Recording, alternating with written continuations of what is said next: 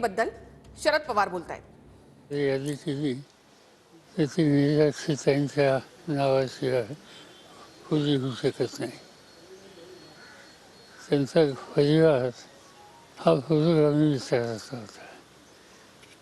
ते नारायण गुहा त्यांच्यापासून दत्ता पाटील असतील, प्रभाकर पाटील असतील आणि हल्ली जयंत पाटील असतील, या सगळ्यांनी आपली विचारधारा कधी सोडली नाही आणि तेच काम निराक्षिताईने उभ्या आयुष्यात केलं। विधिमंडळाचं त्यांचं काम आम्हा लोकांच्या लक्षात आहे आणि महाराष्ट्राच्या मंत्रिमंडळात सुद्धा विशेषतः रायगड जिल्ह्याच्या प्रश्नांच्या सोडवणुकीसाठी अत्यंत जागरूकपणाची भूमिका त्यांनी कायम घेतली। अलीकडच्या काळामध्ये कॅन्सरसारख्या व्याधींनी त्यांना घेरलं होतं, पण त्यांचा आत्मविश्वास हा कधी कमी झाला नव्हता।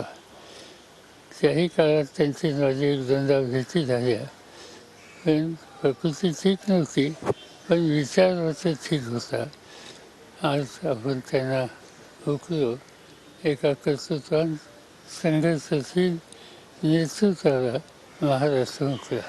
माझी श्रद्धांजली आणि सगळ्यांच्या वतीनं।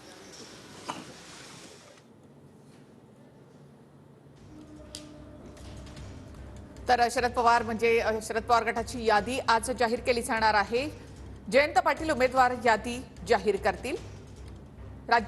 माजी राज्यमंत्री आणि शेकापच्या ज्येष्ठ नेत्या मीनाक्षी पाटील यांचं काल 76व्या वर्षी प्रदीर्घ आजाराने अलिबागमध्ये निधन झालं।